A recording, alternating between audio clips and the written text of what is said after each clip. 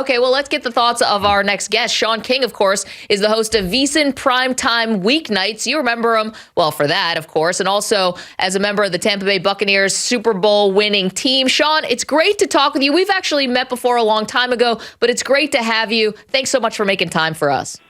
Hey, thanks for having me on. And let's be honest now, anything that Brady does is icing on the cake. Right. I mean, he's already at the front of the dessert menu. Nobody is going in front of him. This isn't Russell Wilson who's trying to build on his legacy. Brady's legacy is intact. Oh, I'm glad you brought up Wilson. We'll get to him in just a moment. But Shaun, just diving into this season where you had Ben Roethlisberger said earlier this week it didn't look like Brady wanted to be there in Pittsburgh on Sunday. You've had Ryan Fitzpatrick came out yesterday saying that it's like Tom Brady did the Bucs a favor by coming back this year. How do you think this season ends with Brady? Take his legacy out of it. How does this season end? I think it's still up in the air. I think the one thing going for Tom and Tampa is the NFC doesn't seem to be as talented as the AFC. So I don't think it's going to be as difficult to make the playoffs. And then once you get in the playoffs, it's kind of, anybody's ball game at that point. But, Tampa does look like they're a little older. They look like the guys have a lot more money. That hunger maybe. I'm not saying it doesn't exist, but it's just not evident when you watch them play that they're playing to like this championship standard and competing against themselves. It kind of, is a little different than 2 years ago. But, I mean, Tom's got a lot of stuff going on. So, I know, football is great, and I love it. It's been a part of my life, from the time I was a little kid. But, as you get older, and Tom's old, let's not forget, he's old, guys. And, the one thing that age doesn't do, it doesn't give you a 30-day notice. I know that, Shaun. It don't tell you in 2 weeks, you're not going to be able to do it anymore. But, he's getting older as well. So, hopefully he's enjoying it. That's the thing I hope. They're trying to adjust. No Gronkowski, some different names on defense, especially up front. So we'll see. They're still in it. I wouldn't panic, but I also don't think it's they're at the same team they were 2 years ago. Do you think it's a problem in the locker room to any degree that Brady isn't practicing regularly? Well, not when you're 45. I mean, maybe if he was 35 and you're looking around the locker room and there's some other 35-year-olds and they're out there. But, I mean, hell, who's going to say something? I mean, at 45, they're going to be home on the couch.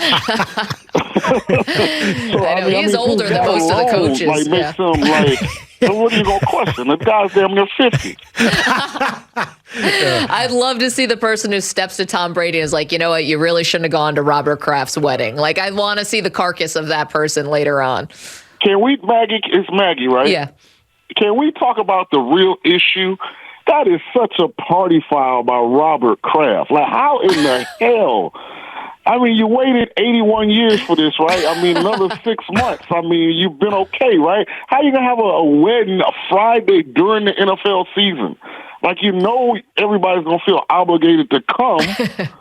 That's really on him. Except Belichick didn't feel obligated to come. Apparently, he was a no-show. I thought at first, Shaun, I was like, ooh, shotgun wedding. Then I'm like, I don't know about that. I think it had to do with Elton John's touring schedule. Seriously. Yeah, Bill's kind of busy right now. Bill got some other stuff. Yeah, wait, Shaun, are you just bitter because you didn't get the invite to Robert Kraft's wedding? Is that what this is about? See, I actually could have gone and enjoyed Atlanta. I wouldn't have had to rush back. I checked the mail today. You know what? It wasn't late. It just never was mailed out. Well, he's not getting a gift from you. Shaun King is joining us. Of course, he's the host of VSiN Primetime Weeknights on VSiN. He was a quarterback for 6 years in the NFL and, of course, part of that Tampa Bay Bucs Super Bowl championship team. Okay, got a lot to get to. You mentioned Russell Wilson, though, so let's go with that. It's bad, Shaun. It's really bad. And even when they say maybe it's his shoulder's injured, well, his shoulder didn't look that injured. It didn't seem like his shoulder was the problem on Monday night. What are you seeing from Russell Wilson? I just think Russell Wilson maxed out. I mean, when you look at the fact that NC State decided they wanted to go with Mike Glennon, he had to transfer. to Wisconsin. He was a third-round pick from Seattle. He's supposed to be the backup because they just gave Matt Flynn like a whole bunch of money to be the starter. He's been to 2 Super Bowls. Like, when you really, I think, take a step back, Russell won. Like, in the grand scheme of things, he's overachieved. So, when I evaluate Russ, I look at it through that prism. He's not the player he was a couple years back. That's obvious. But, hell, he got older a little bit earlier than Brady. Russ is 35? 33. 33. 33. Yeah, hell, Russell's 4'7". Oh boy, he's won a Super Bowl, went to another. If you look at it through that prism, I think it changes your evaluation of Russ a little bit. I think the fact that Denver gave up so much and they then compensated him at the level they did, people, kind of think that he's not living up to it. But hell, if you really were honest with yourself, Russell didn't play good last year in Seattle, so. I don't know if what's wrong is fixable. I just think that's where Russ may be now in his career. Shaun, can mobile quarterbacks age into their mid-30s? Is maybe a warning shot for teams that are deciding whether they should pay their mobile young quarterbacks? Because that's obviously the trend, running quarterbacks. But is it something that can last like Tom Brady does? Well, Tom Brady is the greatest overachiever in the history of sports. Let's be honest. If you don't believe me, go back and look at Brady's combine picture and watch Brady's combine workout. And you tell me that guy, it looked like he had evaded the weight room in Ann Arbor for all 4 years while on campus, was going to turn into a 7-time Super Bowl champion. What is it, 3-time MVP? Come on. So we all age different. Look at Big Ben the last couple of years. He was a shell of himself, right? As far as what we were accustomed to seeing him be able to do, but he adapted, he adjusted. He found a way to still lead his team above 500. So I think it's a challenge as guys get older. Can you adapt? Can you evolve? Can you kind of change into something that's effective, but maybe not the same presentation that we're accustomed to? And I think that's what Russell's trying to do. So far, he hasn't been successful doing it. Man, Shaun King is our guest. I had not thought about Russell in that vein. You gave me something to think about, Shaun, because I think how Russell sees himself, right? He wanted to be in the conversation with Brady and Peyton and, Joe Montana, that was actually attainable. But you're saying he's actually just overachieved and maybe he's maxed out. I had not thought about that.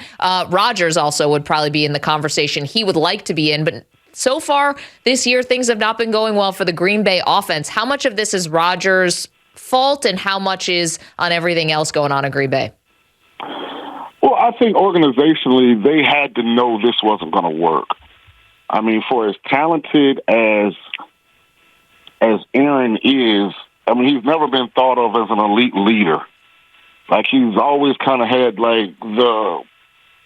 I go do my own thing, you guys be ready, Yep. I'll come through when you need me. So to think that he was going to nurture and develop a young core wide receivers, I think that was probably naive on Green Bay's behalf. So, this is what you get. A frustrated quarterback that's super talented, that's struggling to put a smile on his face and not start pointing fingers. And I think it's going to get worse as the year goes on because what no one is talking about, they've really allocated a whole lot of resources to that defense, and they're not playing good. Right. Well, I was thinking it might look better by week 14 because the receivers learn how to play in the game. Does that happen with young receivers where they're better off after a few games under their belt? I think generally in the right circumstances, but they're under a lot of pressure.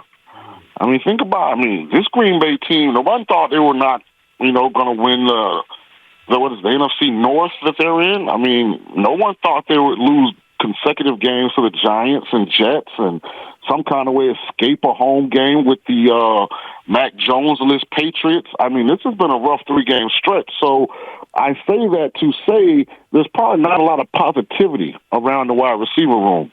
And it's hard for a young player that's trying to find his way in that league to really grow and mature under that kind of stress and duress. It's just hard. Yeah. Think about when you first got your own show if every day somebody's like, you suck, you're not as good as the host that had this time slot before you. It's hard to grow. If you're not getting some kind of constructive, positive energy, and I just don't think that those young guys are getting that more than likely. Shaun, are you in our Twitter mentions? What was that? That felt a little personal. No, I'm just kidding. Okay, Shaun, last one for you. And I'm in my own. I'm in a new time slot, too. So. We're all getting used to a new time slot, but I think this is going well. Okay, so last one for you, and this one is going to be a bit of a left turn. And I have to credit Perloff here because he's the one who came up with this. Yeah. This has nothing to do with quarterbacks. Go ahead. Okay, so it's the owners' meetings, and the owners are going after each other. I don't know if you've seen all these headlines, Shaun King. Basically, Jerry Jones cursed out Robert Kraft reportedly. So you know a lot of these owners. If you had all 32 NFL owners in a room and it was a battle royale, who is the toughest guy there? Who comes out standing? So understanding that I'm not familiar with maybe some of the newer guys. Yes. Jerry Jones is older. He's 80, but he's got that. Pretty feisty. He's feisty. So Jerry's gonna be mentally tough, but again, I tell you, age don't give you a 30-day notice. Jerry hasn't figured out yet that he can't do what he used to do. He thinks he can, right? Which is why he's still effective in business, because it's your mind. It's not your physical, prowess. I got mine. Good question. I'll tell you who I think it is. I think it's right there, right under our noses. Let's not overthink this. It's Jim Irsay. He came out yesterday against Snyder. I mean, this guy's lived a couple lifetimes. I think Irsay probably picked up some karate skills along the way. He might have like the official nunchucks of some, I don't know. I think he's got ninja stars. Jim Irsay is dangerous to me. Well, Jim Irsay, he's got the confidence, but that hairline's a lot further back than it used to be. That hair's thinning. I'm telling you, it's one thing to think you could do something and then you go to do it and it didn't end up being the result that you anticipated. And combat is definitely one of those sports where that's a significant issue. You're in Vegas. How long do you think Mark Davis would last in this situation? It doesn't strike me as a fighter. But Mark's relatively younger than a lot of those guys. Remember, he's Al's son. So I would rank Mark pretty high. It's a young man's game when it comes to bumping into people and people bumping into you, and God forbid, fisticuffs get thrown. That's a young man's, scenario. And he is the son of Al Davis. Now, Al Davis would have enjoyed the throwdown. He practically would have fought anybody at any time, right? I'm surprised it wouldn't become a pay-per-view. I can see Al standing in the corner with those glasses hanging down. Like, look at these fools. Shaun, can't tell you how much we appreciate this. Love watching VSiN Primetime, which is on VSiN. Don't be a stranger. Hope to talk to you again soon. Anytime. Y'all have a great rest of your week. You too. Thank you. Shaun King gave us a lot of things to think about. Thank you for watching our video. Please like, comment, and subscribe. And if you want to see more videos like this, just hit the bell. Yeah, ring the bell. Just hit the bell.